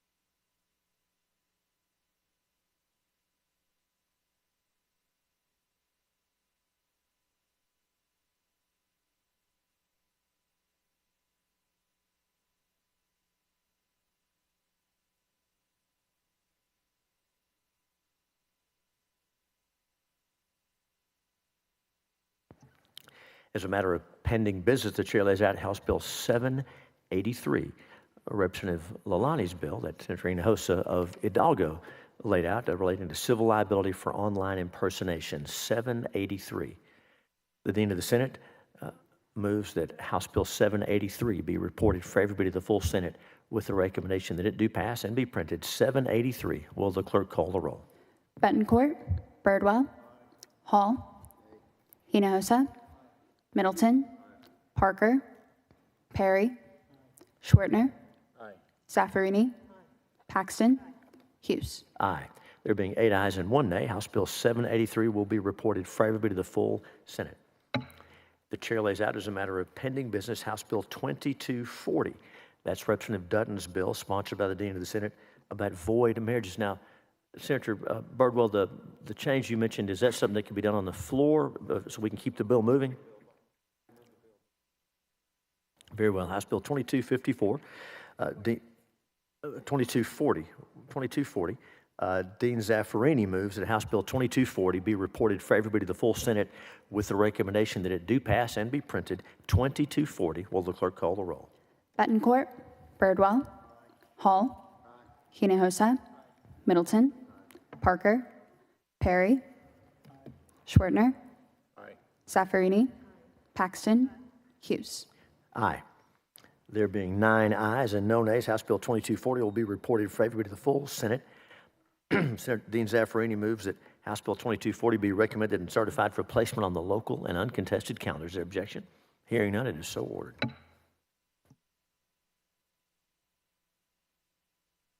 Give me. We're certifying the bill for local, knowing that we can pull it off to do that floor amendment. Those unanimous bills, it's just a sort of a default unless there's an objection, but the Dean will plan on working on the floor amendment. Thank you, Dean. Still good, Senator Birdwell? Thank you. As a matter of pending business, the chair lays out House Bill 3336. Representative Buckley's bill, sponsored by Senator Middleton, was laid out for us and with testimony a little earlier. Beers for Steers, 3336. House Bill 3336.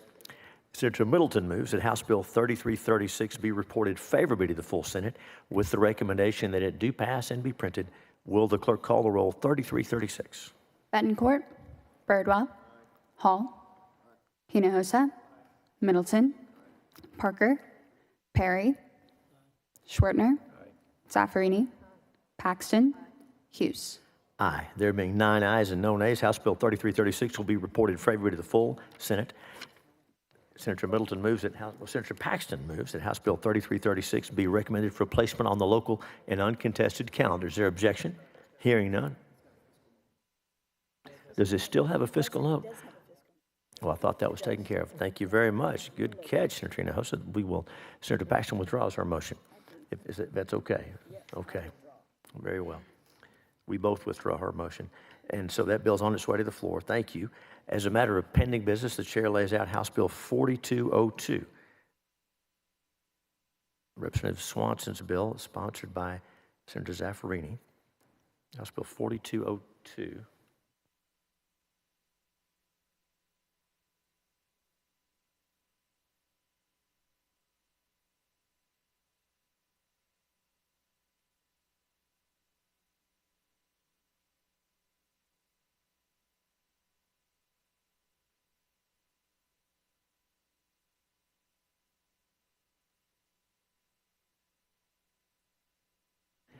There was a discussion about military IDs on the notary bill, and that just made me,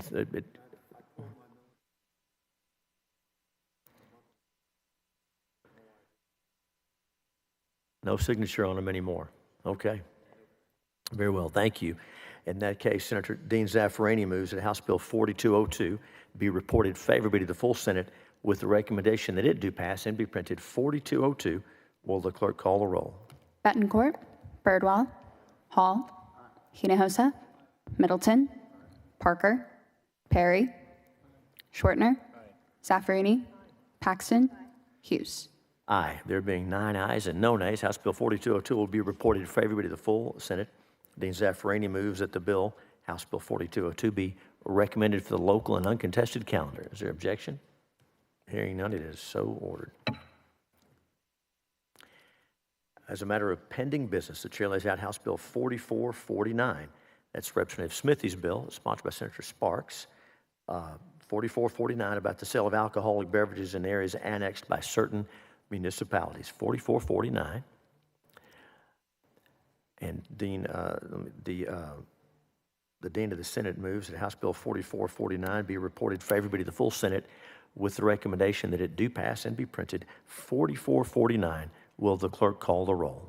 Bettencourt, Birdwell, Hall, Hinojosa, Middleton, Parker, Perry, Schwertner, Zaffarini, Paxton, Hughes. Aye. There being 8 ayes and 1 nay, House Bill 4449 will be reported favorably to the full Senate. My fault. Thank you. As a matter of pending business, the chair lays out House Bill 4904. That's Representative Guillen's bill that we heard earlier, sponsored by the Dean of the Senate, about civil liability of property owners relating to motorcycle instruction and training courses. 4904. Dean Zaffarini moves that House Bill 4904 be reported favorably to the full Senate with the recommendation that it do pass and be printed. 4904. Will the clerk call the roll? Bettencourt, Birdwell, Hall, Hinojosa, Middleton, Parker, Perry, Schwertner, Zaffarini, Paxton, Hughes. Aye. There being 9 ayes and 1 and no nays, 9 ayes and no nays, House Bill 4904 will be reported favorably to the full Senate. And Senator Paxton moves that House Bill 4904 be recommended for placement on the local and uncontested calendar. Is there objection? Hearing none, it is so ordered. Maybe one more matter of business before we stand at ease. Hold tight just for a moment, please.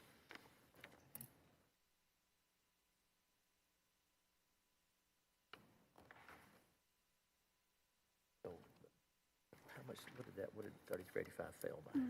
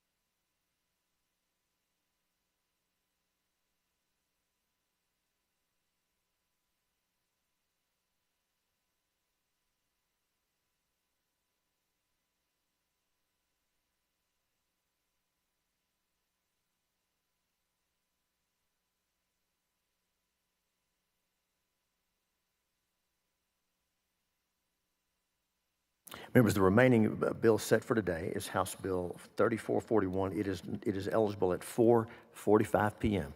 So,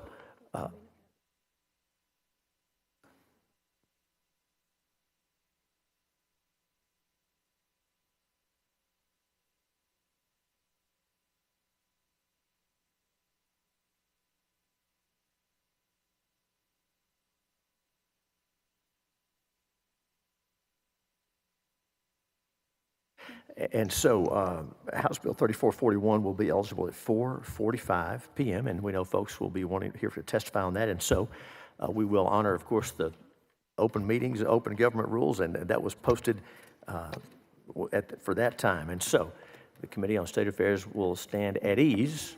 We'll stand at ease until 4:40. We'll come back at 4:40 so we can tee up House Bill 3441. We will stand at ease until that time.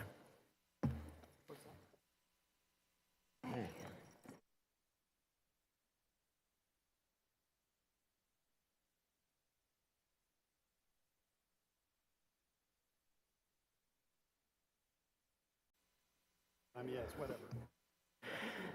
Welcome back. Committee on State Affairs has been standing at ease, and so we'll still here. We'll come back to order. The chair lays out House Bill 3441, 3441 by Representative Luther, and recognizes its sponsor, Senator Hall, to explain the measure. Thank you, Mr. Chairman and members. As many of you know, COVID brought us into a new awareness of the risk and problems with blind trust in pharmaceutical companies and in their relationship with our government. Currently, due to the National Childhood Vaccine Injury Act of 1986, vaccine manufacturers hold no liability if a vaccine or countermeasure harms or injures a Texan. This is the only product that I know of that cannot be held responsible for any injury to a consumer. Imagine what your society would look like if any other manufacturer had this same protection. And there are limited avenues for seeking compensation from the federal government. There are very few instances where a government provides this level of blanket immunity to any company. And I believe the bill's author has spoken to thousands of families from both sides of the aisle who either don't vaccinate or who adhere to what's known as an altered schedule.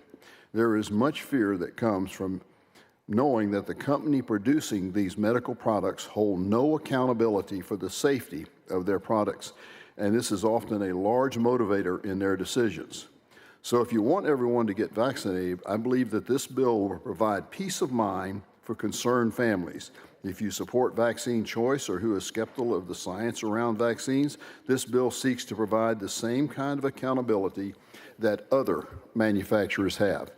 This bill simply states if a vaccine manufacturer chooses to advertise in the state of Texas, they could be liable for actual damages, reasonable attorney fees, and court costs if it's found in court that the advertised vaccine caused harm or injury to an individual in Texas. This bill narrowly defines what it means to advertise in the bill and makes clear that we're talking about TV ads, digital ads, radio ads, and over-the-top TV, which are paid for by the manufacturer. In no way do we have the intention of preventing doctors from being able to hand out pamphlets in their office or encouraging their patients to get vaccinated. The bill does not include those actions under the definition of advertise. This bill does not debate whether someone should be vaccinated. It simply states that if a vaccine manufacturer would like to advertise their so-called safe product, they should also accept the responsibility for injury caused by their product. After all, every other product manufacturer can be held responsible when their defective product harms someone. Why not the pharmaceutical companies? With that, Mr. Chairman, happy to take any questions. Thank you, Senator Hall. We have some witnesses. Very well. Any questions for the sponsor on 3441? Very well. We'll open public testimony. The chair calls Jackie Schlegel, Michelle Evans, Stephen DeLine, Tom Glass. I see we have Ms. Schlegel, Ms. Evans, Mr. DeLine, and Mr. Glass. Those are the only witnesses who have registered to testify on, for, or against House Bill 3441. If anyone else wishes to testify, please make yourself known down here at the table. We'll hear from you. Ms. Evans, welcome. Introduce yourself. Go ahead. My name is Michelle Evans. I'm the political director. Get a little closer to the mic. I'm the political director for Texans for Vaccine Choice, and I'm here to speak in favor, strong favor of HB 3441. I know you guys are short on time, so I just want to say that this is for Ian Reed, Yates Hazelhurst, Lauren Kane, and the thousands upon thousands of other American children, including my daughter, Reese, who have been cast aside by Big Pharma and our federal government after being harmed by routine childhood vaccines. It is beyond time. Thank you. Thank you for your testimony. Ms. Schlegel, welcome. Introduce yourself. Give us your testimony. Thank you. My name is Jackie Schlegel. I'm the executive director of Texans for Medical Freedom, and I'm in strong support of HB 3441. The COVID-19 pandemic created extraordinary challenges, forcing quick decisions under emergency conditions. Experimental vaccines were deployed at record speed, accompanied by widespread, highly coordinated advertising campaigns, many of which downplayed the risk, overstated the benefits, and target every demographic from vulnerable seniors to children. Texans responded. They trusted the message. They trusted the system. But for far too many, that trust was betrayed, not by their neighbors or their doctors, but by pharmaceutical companies that face no consequences for the harm their products cause. That's why HB 3441 is so important. This bill holds manufacturers accountable, not for making a vaccine, but for advertising in the state of Texas and then causing harm to the very people they market it to. If you promote a product aggressively and claim it's safe and it turns out to cause injury, you should not be shielded from liability. That's not controversial, that's common sense. Right now, vaccine manufacturers enjoy sweeping immunity, no matter the harm, no matter how misleading the advertising. Meanwhile, injured Texans and their families are left to absorb the cost, the medical bills, the lost wages, and the emotional trauma. There is no recourse, no justice. This bill gives Texans a legal pathway to seek damages when harm occurs from a vaccine that was advertised in our state. It does not punish innovation. It demands responsibility. It doesn't reject science. It rejects deception. Most industries are held accountable when a product causes harm after being misrepresented. Why should pharmaceutical companies be any different? If we want Texans to continue placing trust in medicine, public health, and science, we must ensure honesty and accountability are part of the process. HB 3441 is a principled step in that direction. Thank you. Thanks for your testimony. Mr. Glass, introduce yourself. Welcome. Go ahead. I'm Tom Glass. I'm with Texas Constitutional Enforcement, and we're in favor of this bill. When you think about what Texans have endured through the COVID tyranny, we've learned a lot about how Big Pharma has captured so many of the institutions in our society to shield themselves from doing things that have harmed all of us. And so this is a fantastic bill done by, sponsored in the House by the hero of the resistance to COVID, Shelley Luther. I think this is the best medical freedom bill that we've got going this session. It looks like, Senator Birdwell, that your executive overreach bill is not going to get onto the calendar once again this time around. But this is a fantastic way for the people of Texas to start reclaiming a little bit of control over their lives from what I think has been usurped away by federal bureaucracy at the behest of Big Pharma. And I think it's a constitutional thing to do as well. It's a very clever way of kind of going in between what they've done to get rid of the liability limits at the federal level, but focusing on the advertising it as a kind of a way to give us a little bit more control over our lives here in Texas. Thanks, Mr. Glass. Mr. DeLine, get close to that microphone. Welcome. Introduce yourself. Go ahead. Hi, I'm Stephen DeLine. I'm here representing myself, and I'm asking you to vote against this bill. I actually think that adding the definition since the bill was first introduced is a great improvement to the bill. I do like holding Big Pharma accountable. I am a little bit worried about how it is worded with influencers, including science communicators being able to educate the public when there is some sort of a health emergency is something that we should not completely throw out just because you feel that this was mishandled. I think that there is still a value there, and I'm worried about that. And then also, I am worried, as it is written, not having a clause about negligence or malice is something that is going to have a chilling effect on the medical research industry being able to aid any future type of disease that we may encounter. Those are the only things that I'm worried about. But again, I am very pro making Big Pharma pay for any sort of negligence or malice that they may have done. Thank you for listening. And thanks for your testimony. Senators, any questions for any of our witnesses on 3441, House Bill 3441? Thank you each for being here. Thanks for your testimony. You're excused. Is there anyone else present wishing to testify on, for, or against House Bill 3441? Seeing and hearing none, public testimony is closed.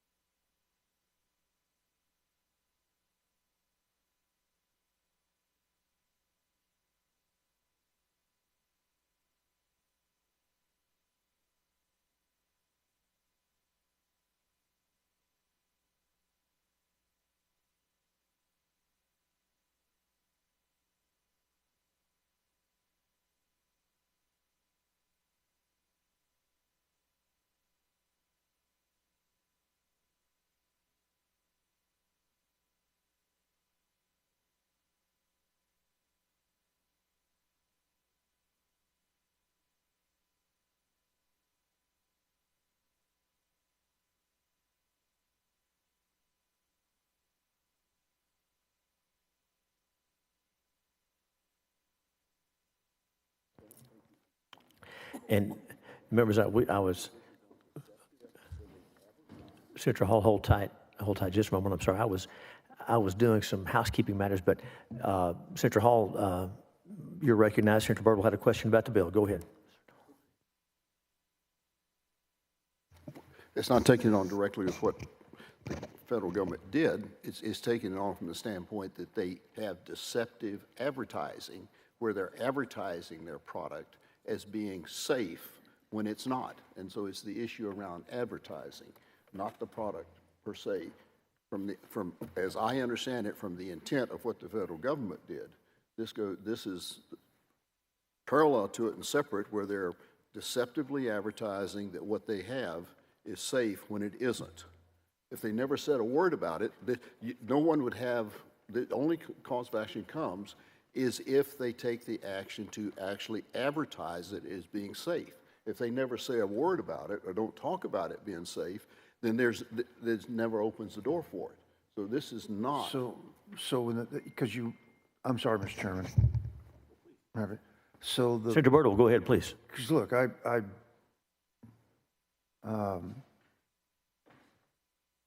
for the record, what I was expressing concern before the microphones were on were similar to what Senator Paxton did with the trigger bill on in 2021, I think it was, or 2019, I can't remember which session, and then what you did just a couple weeks ago, or last week with the time zone based upon if the federal government does X.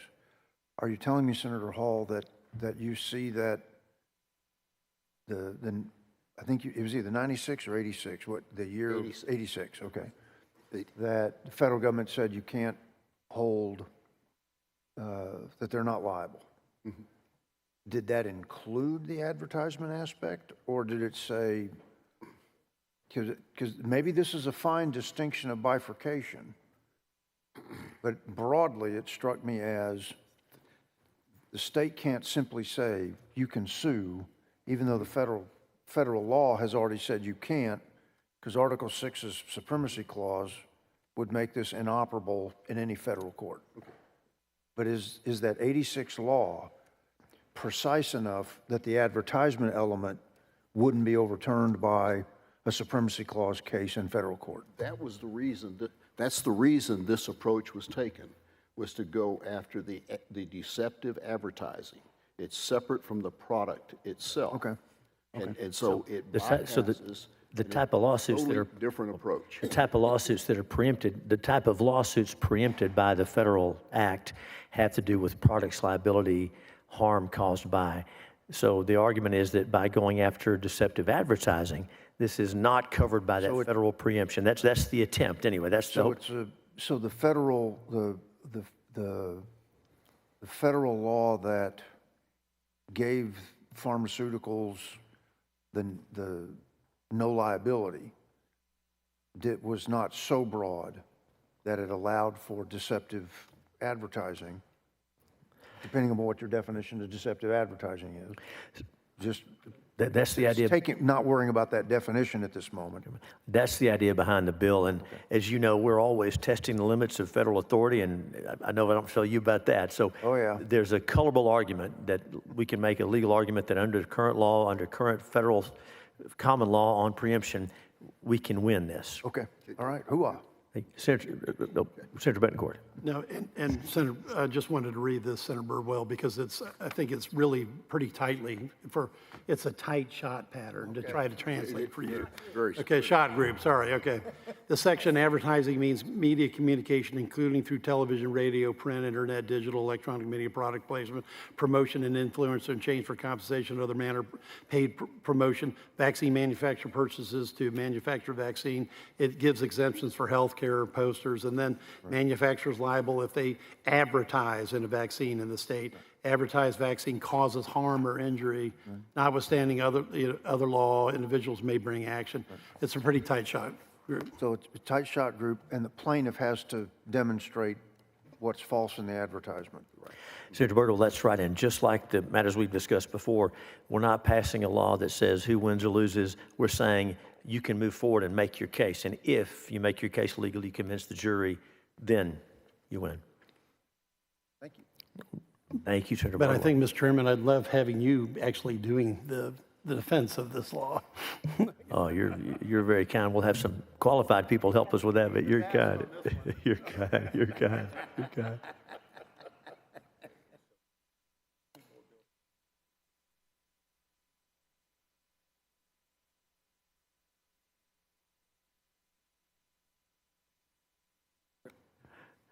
So House Bill 3441 is still before us. We have closed public testimony, and the bill is still in front of us. And so Senator Hall moves that House Bill 3441, the one on which we just heard testimony and had some more discussion, Senator Hall moves that House Bill 3441 be reported favorably to the full Senate with the recommendation that it do pass and be printed. 3441, will the clerk call the roll? Betancourt. Aye. Birdwell. Aye. Hall. Aye. Hinojosa. Aye. Middleton. Parker. Perry. Schwertner. Aye. Zaffarini. Paxton. Hughes. Aye. There being 9 ayes and 1 nay, House Bill 3441 will be reported favorably to the full Senate. Members, we have one more bill to consider.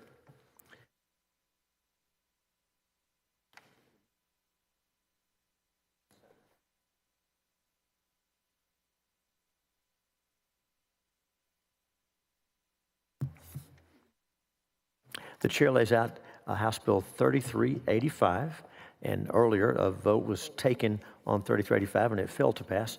I was on the prevailing side, and therefore I move that the committee reconsider the vote whereby House Bill 3385 failed to pass. Is there objection? Hearing none, the vote is reconsidered and the bill is now before us on favorable reporting. So we're now back up on House Bill 3385. That's Representative King's bill that Senator Hancock laid out for us earlier. 3385.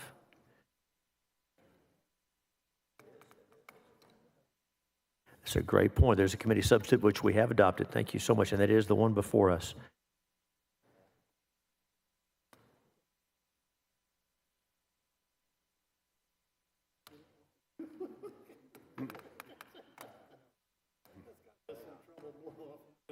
Yeah, yeah.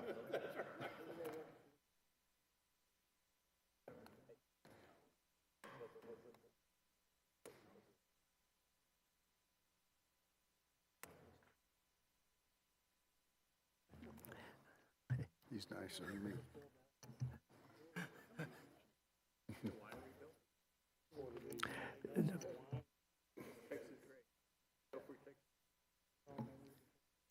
So Senator Schwertner moves that House Bill 3385 be reported favorably to the full Senate with the recommendation that it do pass and be printed. 3385, House Bill. Will the clerk call the roll? Betancourt. Birdwell. Aye. Hall. Aye. Hinojosa. Middleton. Parker. Perry. Schwertner. Zaffarini. Paxton. Hughes. Aye. There being 6 ayes and 4 nays, House Bill 3441 will be reported favorably to the full Senate. If there's no other business, with a lot of thanks to our committee team and each member and their staffs and every witness on, for, and against, and the folks at the Senate that keep us running, the Committee on State Affairs stands in recess subject to the call of the chair. Good afternoon.